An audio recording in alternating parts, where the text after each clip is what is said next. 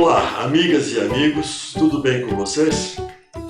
Então, no último vídeo, nós falamos sobre o processo meditativo, considerando as ferramentas ou aqueles instrumentos, naquele quadro que eu mostrei a vocês, né? Que podem ser utilizadas no trabalho evolutivo, intelectual e espiritual. De quem? Do eu verdadeiro ou do espírito. Falamos também sobre o corpo, a mente e as suas alterações mentais. Naquele vídeo, íamos falar sobre os apegos, os desejos, os desapegos, imperfeições espirituais e amor incondicional. Porém, não houve o tempo suficiente e hoje, neste vídeo, eu penso falar sobre esses temas de uma forma sumária, condensada.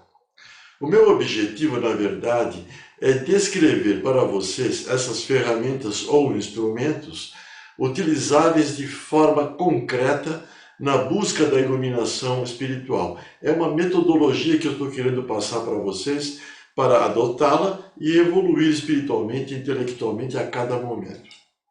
Daqui a pouco eu vou explicar melhor isso no quadro. E olha, eu devo destacar que a meditação é imprescindível para que nós tenhamos o autoconhecimento, para a avaliação das condutas e a transformação do espírito. Bem, então vamos lá. Vamos falar sobre apego e desejos. Afinal de contas, o que é esse apego, né? Mas antes disso, devemos lembrar que vivemos no presente, no aqui e agora. E temos também o passado e o futuro, considerando o tempo aqui na terceira dimensão. Na verdade, só temos o presente. O passado já foi, já passou. Está em nossa memória, isso é importante. E o futuro não existe, ou não chegou ainda. O futuro, quando chegar, é o presente. Então nós não temos, de uma certa maneira, um futuro concreto no tempo. Se formos ao dicionário, nós teremos que apego é um substantivo masculino e que significa o quê? Sentimento de afeição, pode ser, né? De simpatia por alguém ou por alguma coisa. Pode também ser apego às pessoas, apego desmesurado, apego ao dinheiro, às coisas materiais, dedicação permanente e exagerada aos protocolos, às normas, inclusive ao trabalho. O psicólogo e psicanalista britânico John Bowlby, ele afirmou que o apego é um sentimento inato ao ser humano, e é verdade. De acordo com ele, nos aproximamos das pessoas de uma maneira instintiva para criar vínculos que possam ser úteis tanto para nós como para os outros. O problema nisso tudo é que quando não só essas relações, esses relacionamentos, mas objetos, projetos de apego ou até um emprego, não trazem mais algo positivo, nem prazeroso, e aí desapegar deles se torna mais difícil do que se possa pensar. O apego, então, ele nos coloca olhando para trás, ao passado. Ele está no passado e se prolonga ou acontece também no presente. Ou do presente para o passado, né? Significa estarmos apegados ao que já temos, ou às pessoas, e que não podemos viver sem elas. Trata-se de algo radical e penoso. Na realidade, trata-se de um estado de avareza do espírito. Agora, o sofrimento e a dor, eles estão associados a uma busca ao passado, ao apego. O apego, então, ele traz insatisfação e mais insatisfação, pois somos insaciáveis. Estamos sempre querendo algo, desejando algo, não nos contentamos com o que temos. Muitas pessoas nunca são gratas pelo que já possuem. Olha que sofrimento, hein? Pela falta de entendimento, pela ignorância, não conseguem fazer com que a vida flua tranquilamente. Ficam aprisionadas à ilusão da permanência. de que tudo é eterno, determinado por algo ou alguém. É aí que se percebe, quando se sai da ignorância, que a impermanência faz parte do fluxo do universo. E o universo é movimento, corre livre, e dele nada nos pertence. Entenderam? Agora, o que é o desejo? Desejo é também um substantivo masculino. E que significa o quê? Vontade de ter ou obter algo. Um propósito, um trabalho decente, por exemplo. Cobiça, excesso de vontade pelos bens materiais, ou não, né? Posses, o desejo de poder, o desejo sexual, ação ou efeito de desejar, de querer. Então vocês estão vendo quantos sinônimos temos a respeito do desejo. Agora, o desejo nos coloca sempre na busca do que não está presente, no aqui e agora, né? Ele está no futuro, numa pessoa, numa coisa, está para lá. O desejo tem um detalhe, ele nos mobiliza, nos coloca em ação em busca de algo, na busca da satisfação pessoal. Então trata-se de uma característica do ser humano, como o apego também é, né? Tanto o apego como o desejo são inerentes ao ser humano e devem ser administrados adequadamente na vida e assim não promover sofrimento e frustrações. Isto é que é o importante, entenderam? Nós temos que saber administrar o apego e o desejo. Inclusive, quando o desejo pode ser alcançado, ele nos dá prazer, com certeza. Sucesso, né? Quando não pode ser alcançado, nos dá frustração. Mesmo quando o desejo é alcançado, e muitas vezes ele pode gerar algum grau de apego à experiência, à pessoa. Então o sofrimento fica também associado a uma busca que está no futuro e que são os desejos. Agora, o que é o desapego? Então nós temos esse trinômio, o apego, o desejo e agora o desapego. O que é o desapego? Desapego, quando bem entendido, tem muitas definições do que seja a palavra desapego. Mas o desapego, quando é bem entendido, trata-se de algo importante para o alcance da paz interior do eu verdadeiro. O desapego, na verdade, olha o que eu vou falar, é a habilidade de não apegar-se a alguma coisa ou às pessoas, entendendo o que? A natureza das posses e das relações. Este é o desapego correto. Há diferença entre ter posse de algo ou de ser possuído por algo, que é a característica do apego. Vocês estão compreendendo o que é desapego, né? Nós temos que saber trabalhar com isto para controlar o apego e o desejo, e ser feliz. O fato de possuirmos alguma coisa não é ruim, só que nós temos que saber administrar isto, né? Todos nós temos necessidades de alimentação, de vestimentas, de cuidar da saúde, da instrução, da diversão, etc. E como nós somos seres sociáveis, necessitamos de diversos outros objetos, até mesmo inerentes à tecnologia da informação, da comunicação, comuns na sociedade atual. Temos que compreender como desapegar disto ou daquilo. Este é o segredo. De um modo geral, podemos dizer que as pessoas desapegadas são tranquilas, estão sempre em paz, conhecem a sua verdadeira natureza e sabem que o fato e a possibilidade de perderem alguma coisa ou de se distanciarem de alguém não vai mudar a sua verdadeira natureza. Agora, as pessoas apegadas podem apresentar diversos sintomas, como ansiedade, fobia, depressão, ou tem medo de perder, ou perderam, e não souberam lidar bem com a perda de algo. O apego excessivo, então, ele pode trazer doenças físicas ou emocionais, psíquicas, com certeza.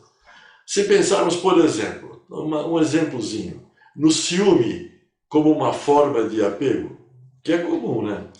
Veremos que a insegurança, a ansiedade e o medo correlacionados a isso podem ser patológicos, causando a longo prazo doenças mentais, emocionais, além dos conflitos nos relacionamentos.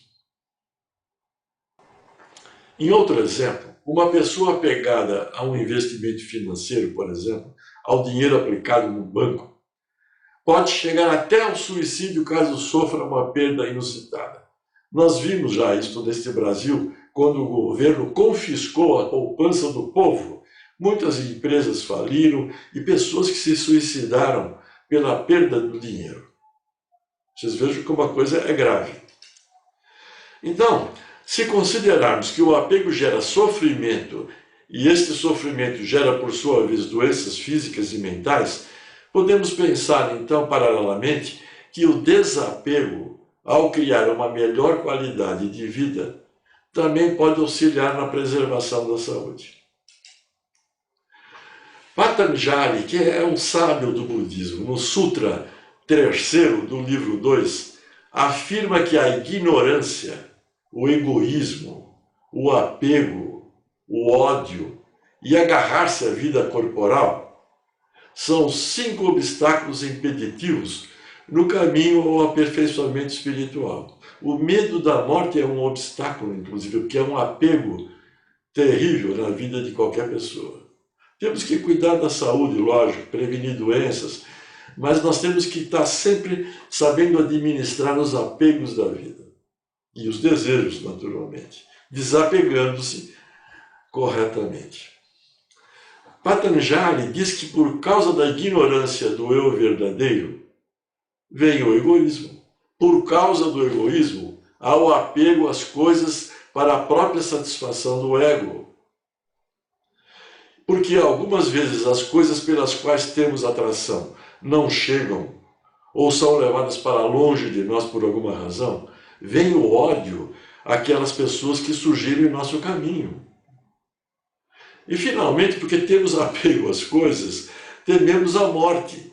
É que nos agarramos então à vida em nosso corpo de uma forma anormal. Estão entendendo o que eu estou falando? Então, a causa dos nossos sofrimentos e dor é determinada pelo apego e também pelo desejo. O apego e o desejo têm, portanto, uma profunda conexão. Nos traz sofrimento e dor o tempo todo. Tanto o apego como o desejo estão correlacionados à ignorância de como funciona a mente.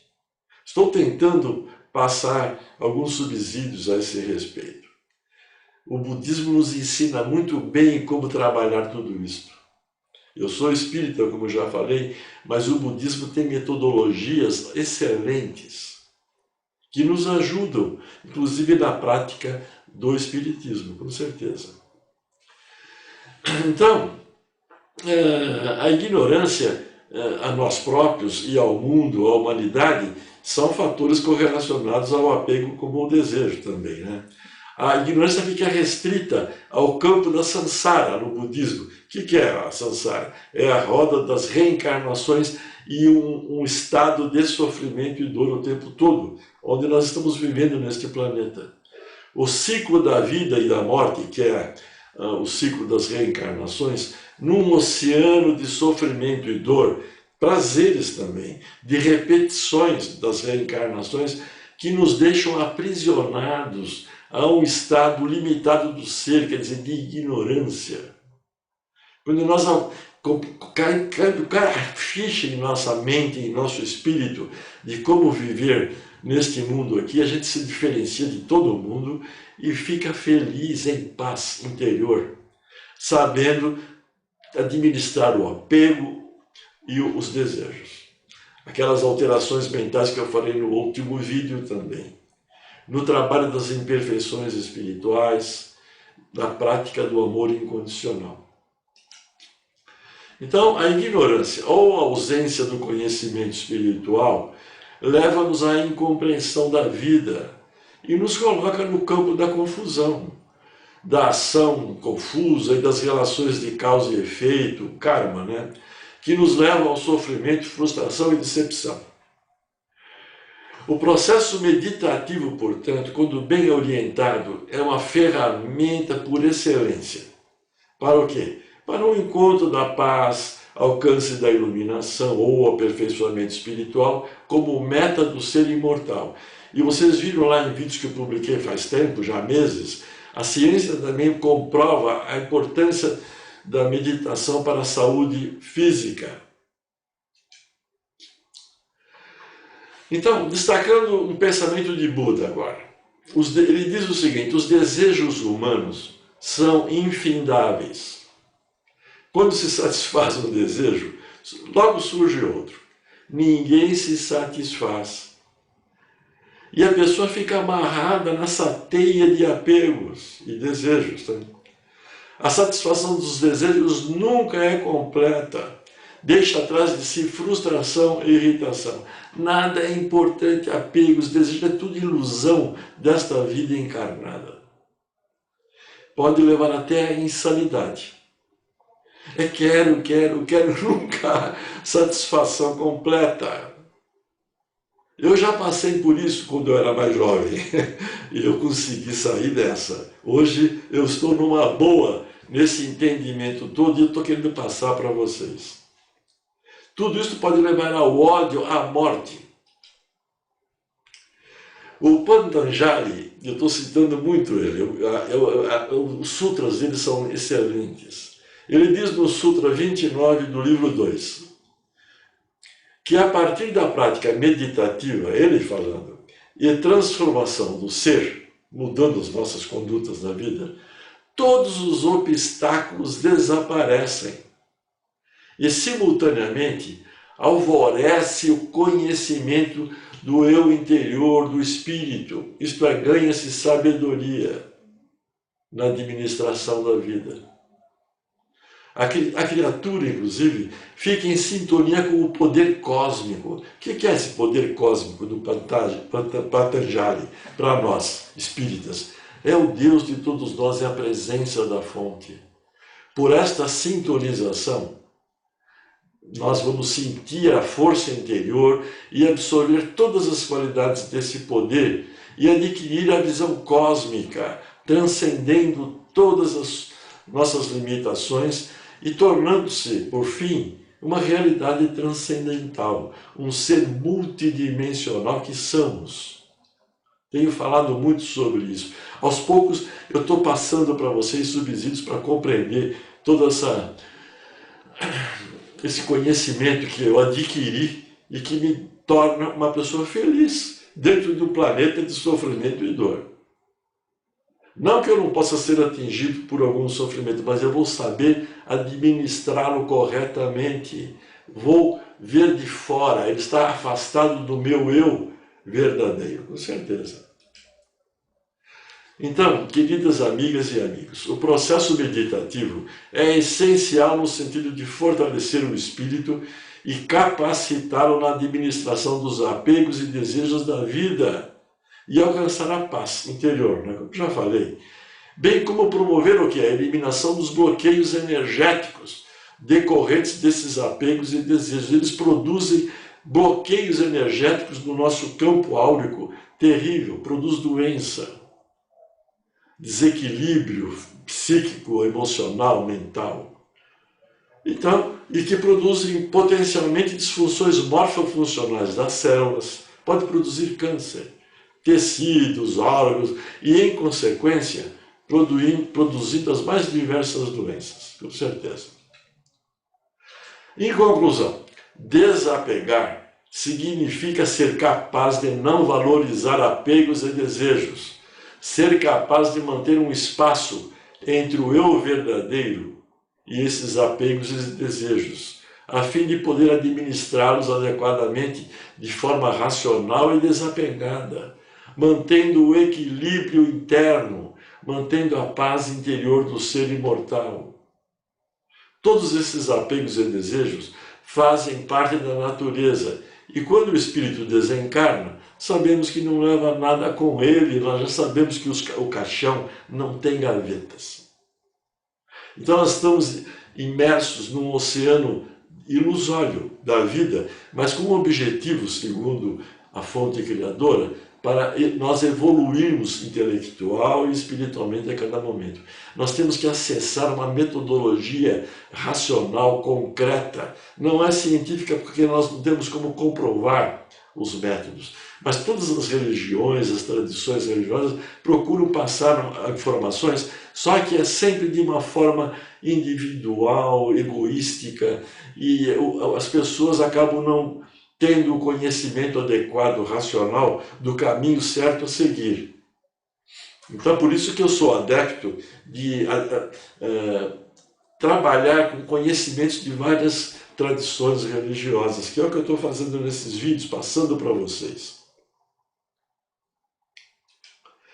O Buda diz que o apego é a expressão da nossa mente cheia de desejos vindos da onde? Do ego aqui, do corpo mental, físico. Então, veja o ego. Vamos ver esse ego não como um monstro insaciável, mas como uma criança que precisa de limites, de entender como a vida é. Quando o ego fala muito alto, nós ficamos na ânsia de realizar todos os desejos. E aí o sofrimento e a dor emergem com força total. Quem tem filhos, quando está criando esses filhos ainda numa idade bem infantil, vocês sabem o que é os desejos de uma criança. É esse ego que é como uma criança e que precisa de limites, tem que ouvir o não e o sim adequadamente na sua educação. Então, em resumo, até aqui nesses vídeos, todos que temos colocados, temos que trabalhar as alterações mentais. Lembra do último vídeo que eu falei sobre elas? Os apegos, temos que trabalhar os desejos e os desapegos, utilizando essas meditações segundo o Raja Yoga de Patanjali, a fim de fortalecermos o nosso espírito, o eu verdadeiro, e alcançar a paz interior. Isto aqui não é o meu eu verdadeiro, isto aqui é o meu corpo físico. O meu eu verdadeiro ou espírito está numa dimensão acoplada a esse corpo físico a partir de uma energia bioenergética que reage no campo áurico, como eu já expliquei para vocês em outros vídeos, né? Então, o Raja Yoga de Patanjali, usando essas meditações, nós podemos fortalecer no nosso espírito e alcançar a paz interior, a sabedoria, o aperfeiçoamento espiritual e tornar-se senhor de si mesmo. Esse é o segredo, é tranquilo, só que demanda trabalho, disciplina. É uma situação complicada. As pessoas estão todas distraídas e sofrem. Agora nós vamos, terminando esse vídeo aqui, o mais rapidamente possível, vamos falar sobre as imperfeições espirituais que a doutrina espírita costuma destacar.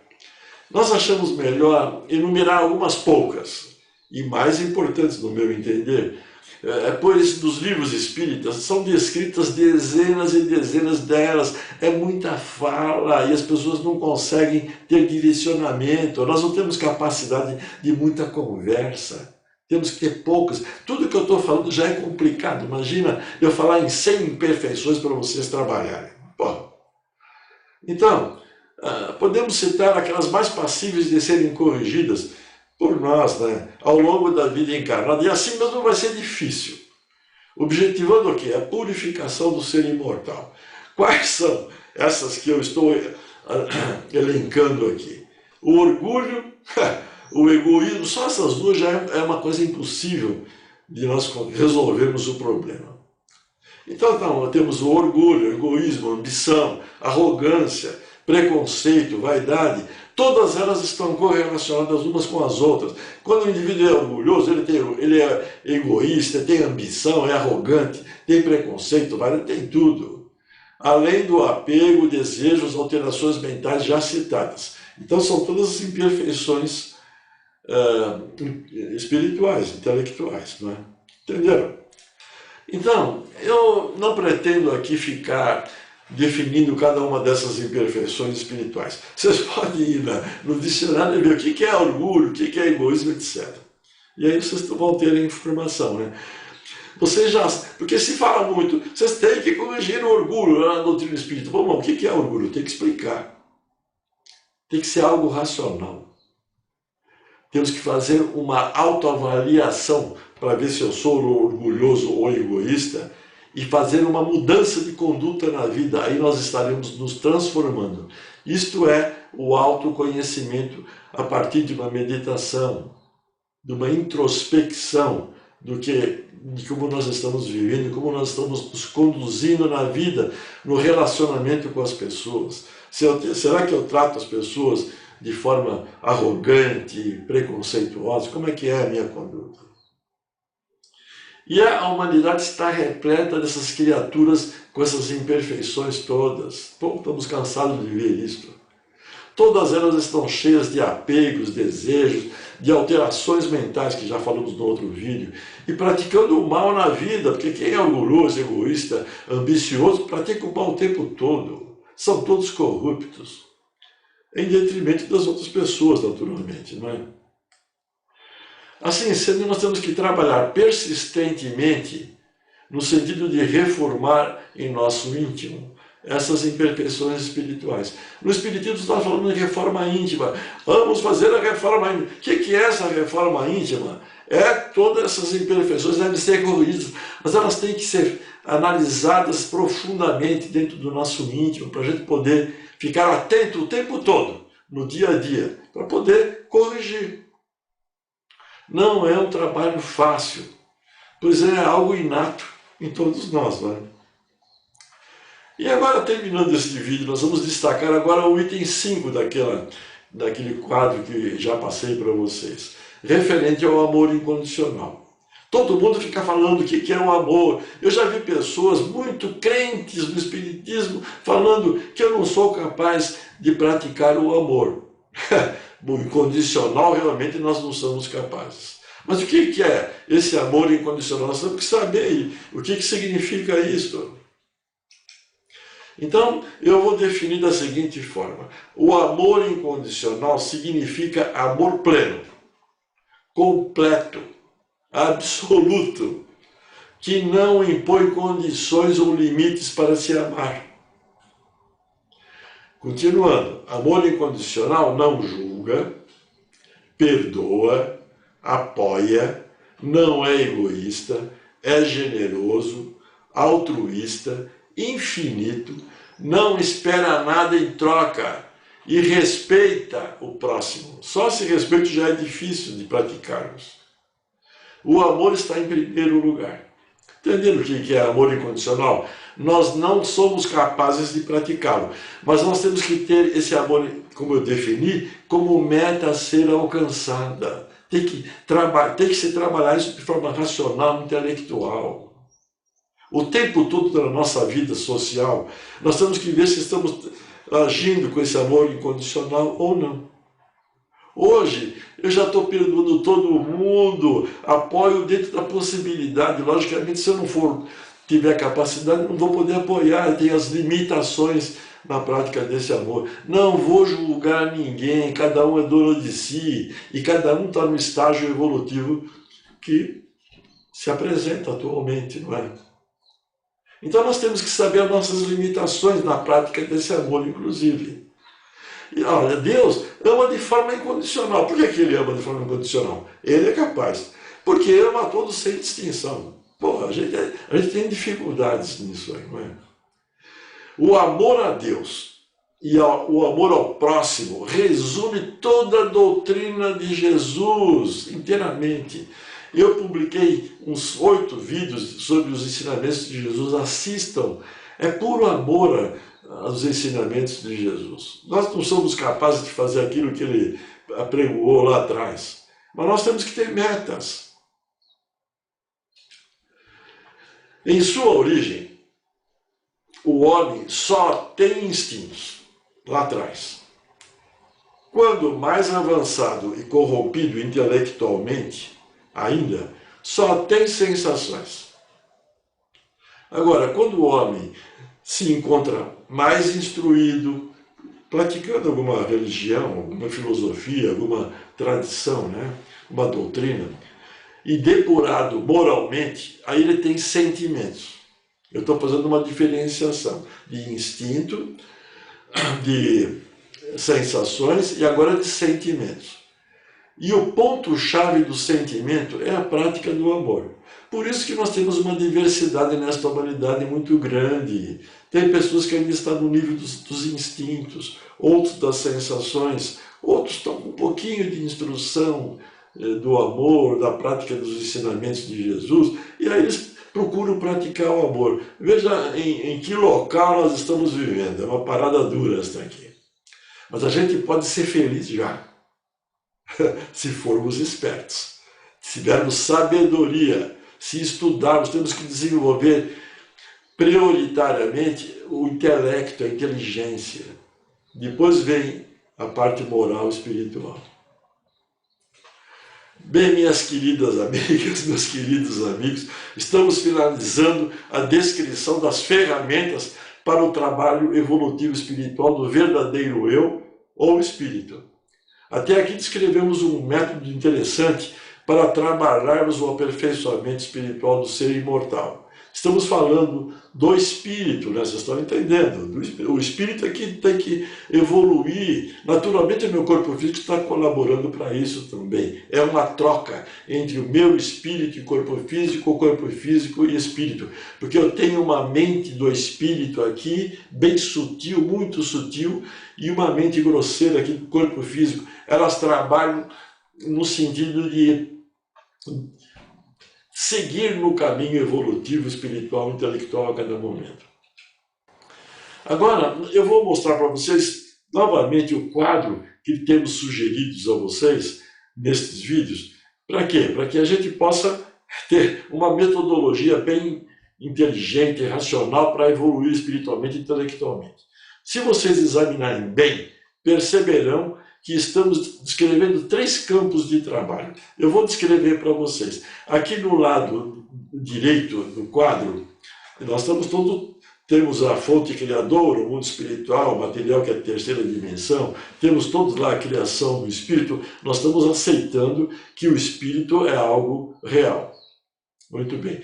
Aí do lado direito nós temos um quadro que são exatamente os instrumentos ou ferramentas que eu estou descrevendo. Vocês vejam que o item 1, 2, 3 e o 4, que nós estamos focando aqui nos vídeos passados e neste aqui. São todos os meios ou os instrumentos para o trabalho evolutivo do meu eu verdadeiro, do meu espírito, juntamente com a prática do amor incondicional no item 5. Então, do item 1 ao 5, nós estamos falando só dos instrumentos e dos fatores que vão permitir a paz interior do meu eu verdadeiro, do meu espírito. Entenderam?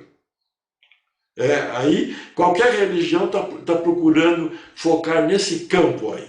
Agora eu vou falar de outra coisa que não tem a ver com religião, mas pode ter uma conotação sim. Vocês vejam o item 6, que eu vou desenvolver no próximo vídeo. Eu vou falar em Reiki, Karuna Reiki, e mais os itens falando sobre manipulação de energias, bloqueios bioenergéticos, unificação de vórtices, revitalização dos corpos de luz, um mantra que depois eu vou explicar do que se trata. Esse item 6 é uma metodologia maravilhosa que me permite dar uma sanidade em todo o meu campo áurico. Depois eu vou explicar, isso é uma coisa importantíssima. A gente vive cheio de bloqueios energéticos, e se eu souber limpar esses bloqueios, revitalizar meu corpo de luz, se eu unificar todo o meu ser, na parte bioenergética, eu vou permitir que o meu corpo físico adquira muita saúde física, vou ter saúde bioenergética e vou ter saúde também do meu espírito, como um ser multidimensional que vai acessar em toda a energia do universo, a presença da fonte, que está dentro de mim, mas eu vou aprender como acessar isto. Então, no item 7, nós vamos ter um item só para isto, que é a união com a presença da fonte. Entenderam? Então, do item 1 ao 5, eu tenho toda a parte que vai focar o conhecimento para trabalhar no meu espírito. O item 6 e o item 7 vamos falar sobre toda a harmonização do campo bioenergético, é uma coisa incrível isso aí. E o 7, que é a minha união com a presença da fonte. E o item 8, vocês estão vendo o corpo físico, alimentação funcional, exercícios físicos, o trabalho em termos de tempo, o repouso também em termos de tempo, o lazer, que é agora esse trinômio, o meu verdadeiro eu, meu espírito, o meu campo bioenergético e o meu corpo físico. Entenderam esse quadro? É o segredo de tudo que eu estou querendo passar para vocês, mas de uma maneira bem racional, que vocês possam entender o que eu estou falando. Entenderam? Então, nesse próximo vídeo, como eu já falei, nós vamos abordar o item 6, que se refere às terapias por imposição das mãos, isto é, o Reiki e Karuna Reiki. Eu vou explicar isso melhor. E com essas terapias, eu poderia trabalhar os campos áuricos, os campos bioenergéticos, que eu já falei, né? Como eu prefiro denominar de campos bioenergéticos do que campo áurico. Removendo bloqueios de energias, promovendo a saúde do corpo vital, do corpo mental, do corpo emocional, do corpo espiritual, inerentes ao corpo físico e ao espírito imortal. Entenderam? Então, acho que estou indo por um caminho agora mais condizente com o nosso entendimento, talvez, né? Bem, minhas amigas e meus amigos, nós todos e a presença da fonte somos um. Temos que saber acessar isso. É o item 7. Então, nós vamos juntos e misturados, praticando a fraternidade universal, o amor incondicional, né? Como meta, e compartilhando conhecimentos. Então, meus queridos, o Deus que habita no meu coração, saúde o Deus que habita no seu coração. Namastê.